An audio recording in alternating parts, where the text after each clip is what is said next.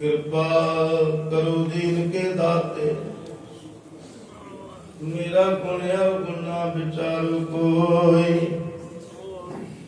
माटी का क्या धोपै स्वामी,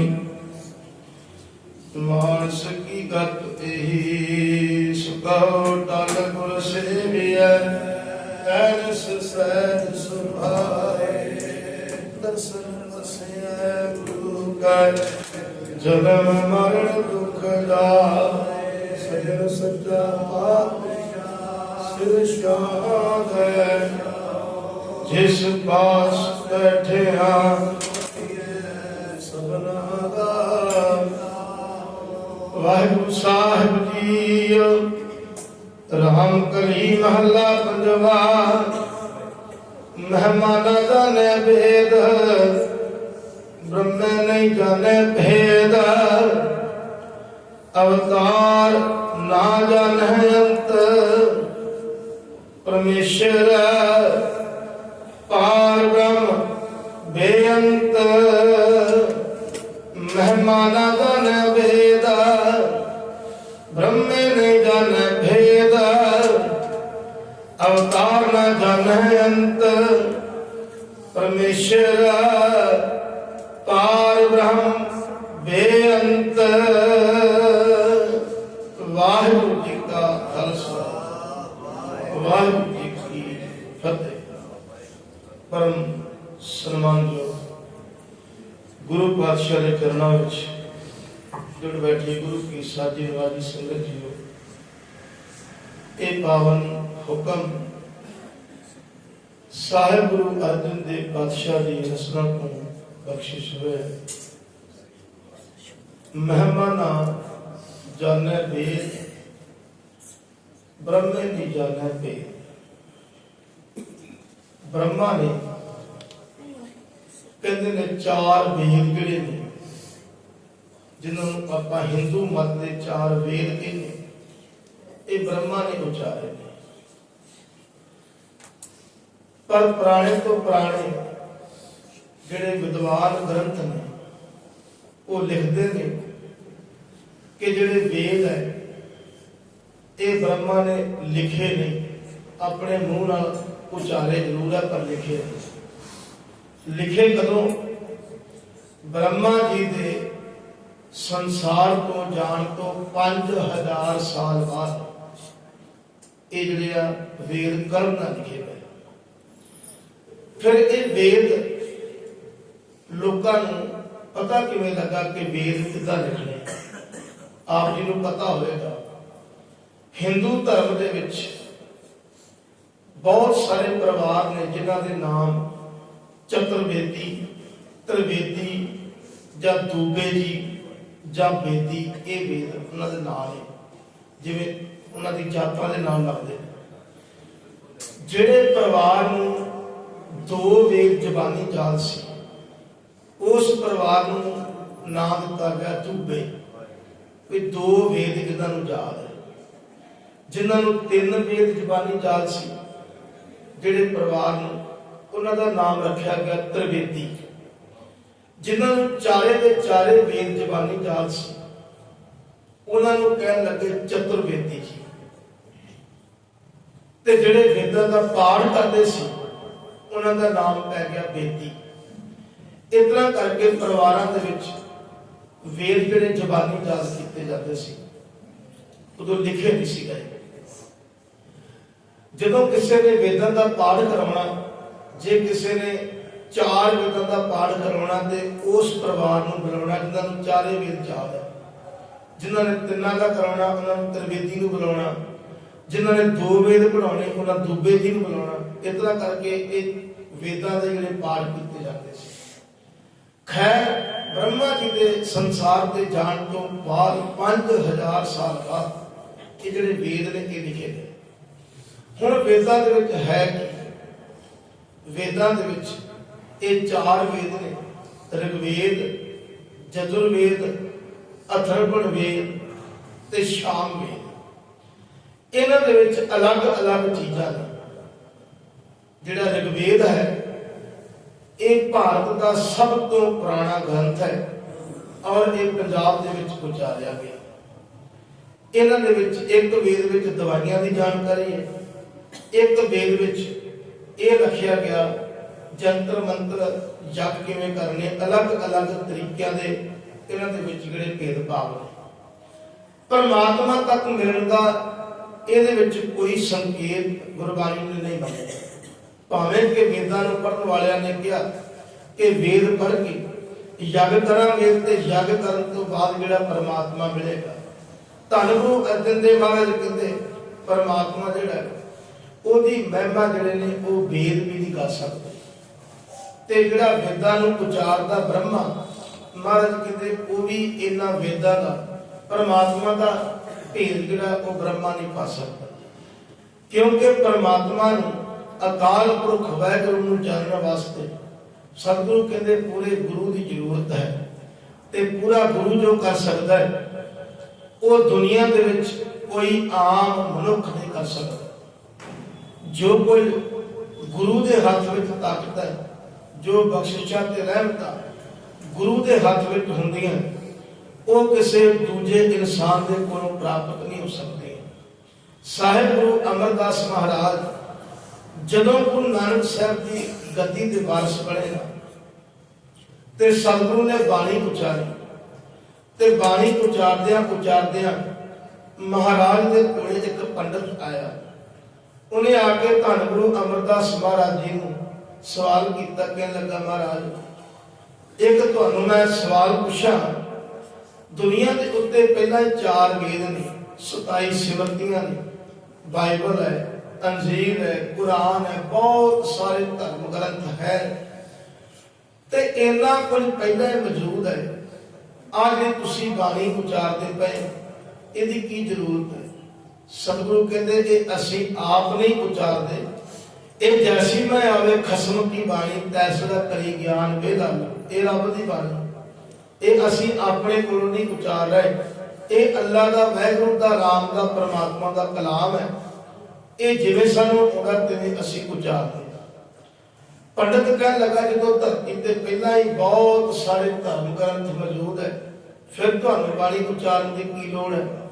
साहिब गुरु अमरदास महाराज कहते मैं मानता है धरती के उत्ते बहुत सारे धर्म ग्रंथ मौजूद ने जिहड़े देवी देवतियां ने रब दे भगतां ने उचारे, पर यह भी बाणी वाहिगुरू दी है, इहनूं कोई रोक नहीं सकता। सतगुरु कहने लगे पंडित जी तुसी ये गल मानते हो कि धरती के थले पानी हैगा? कहता जी हैगा। सतगुरु कहने लगे जो मीह पैंदा आकाश तो कभी रब नूं कहा कि धरती के थले भी पानी है, समुद्र भी बहुत ज्यादा है, ते तुसी रब जी मीह ना पाओ, सानू लोड़ नहीं? पंडित कहता नहीं जी, रब की मर्जी है वो मीह पावे या ना पावे, असी जीव कौन दखल अंदाजी करने वाले? गुरु अमरदास महाराज कहते फिर जैसे धरती ऊपर मेघला बरसत है क्या धरती मध्य पानी नहीं? सतगुरु ने बाणी में उचारिया, कहते जिवें धरती के उत्ते मीह पैंदा की धरती के थले पानी नहीं हैगा? महाराज कहते जैसे धरती मध्य पानी प्रकाशया फिर पगा वसत फिराही। कहने लगे पंडित जी जिवें धरती के थले पानी है रब नूं पता, पर मीह पाउणा भी उहदी एक रजा है। इस तरह बाणी भावें धरती के उत्ते वेद बहुत सारे सिमरतियां शास्त्र बाइबल अंजीर होणगियां, पर यह बाणी भी अकाल पुरख की अपनी मर्जी नाल आई है, असीं ये बाणी आप नहीं उचार रहे। साहिब गुरु अमरदास महाराज जो गुरता गद्दी ते बैठे, सतगुरु का विरोध परिवार वालियां ने बहुत किया।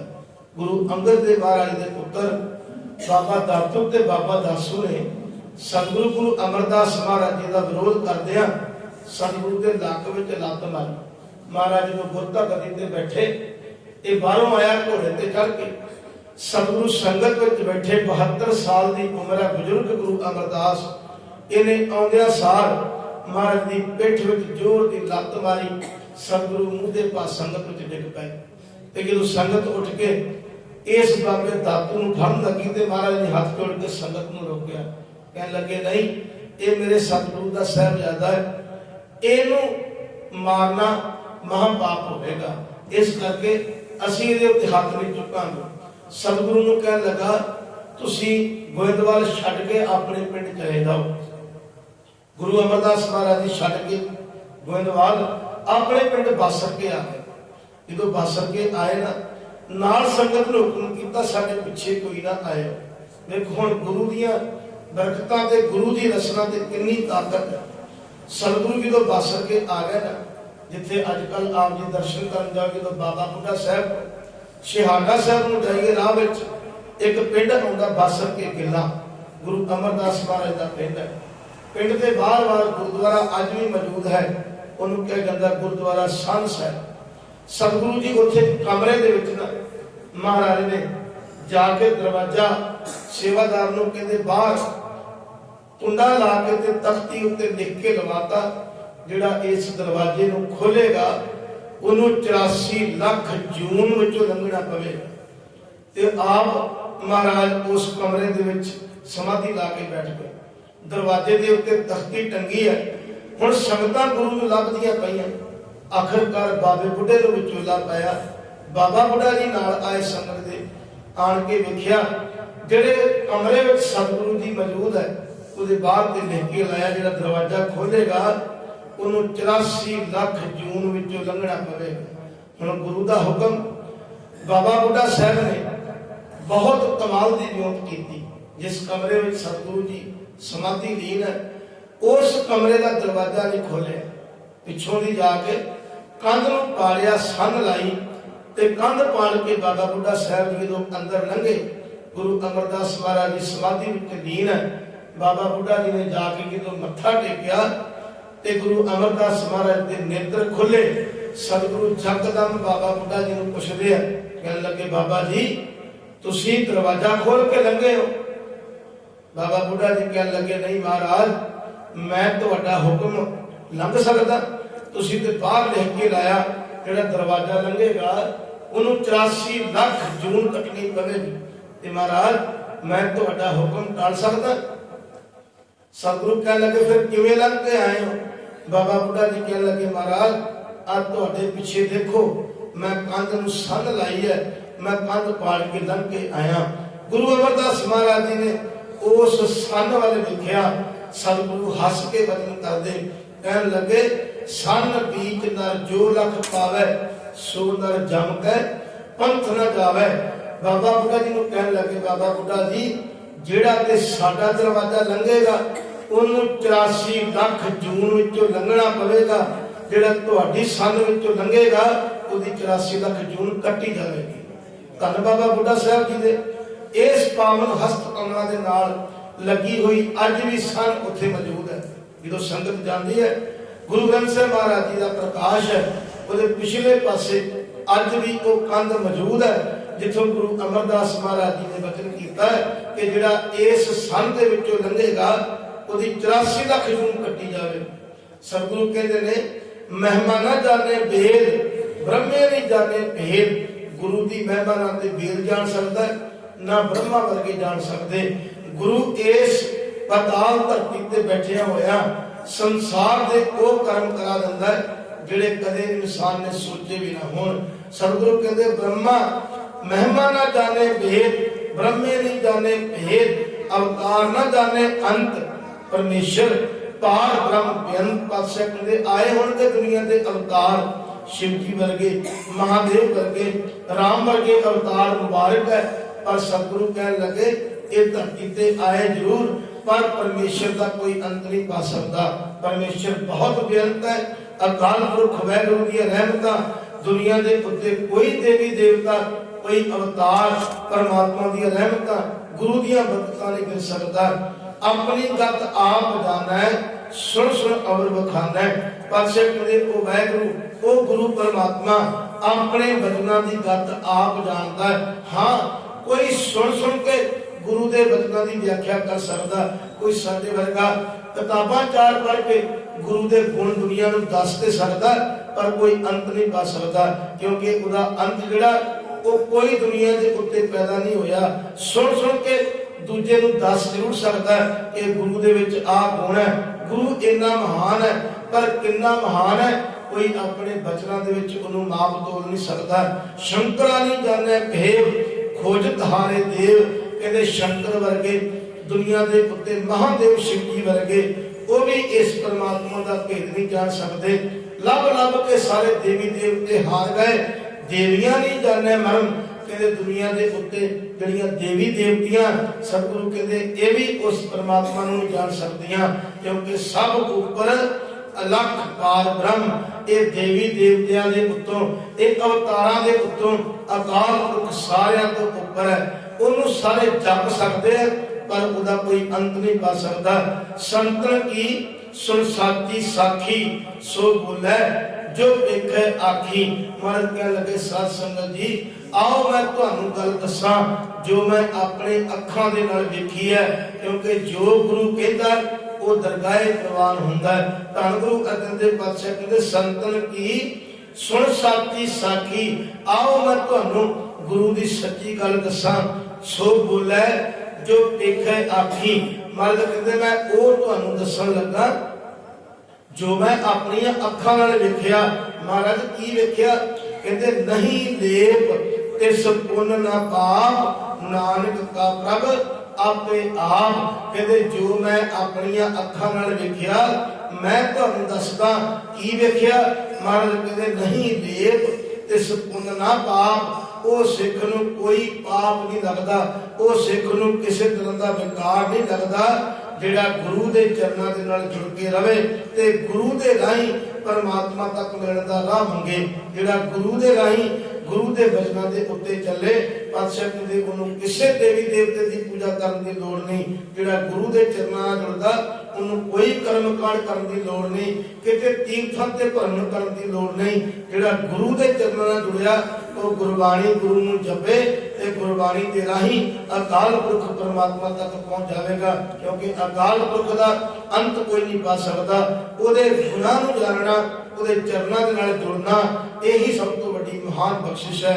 तो सारे गुरु अर्जन देव पातशाह अज दे पावन हुक्म में सानू समझाउंदे आ भाई परमात्मा बहुत महान है, ना ते कोई उदा वेद ना कोई ब्रह्मा वर्गा उदा भेद जा सकता। दुनिया के उत्ते कोई ऐसा नहीं जिहड़ा वाहिगुरू परमात्मा के गुणां दा अंत पा सके।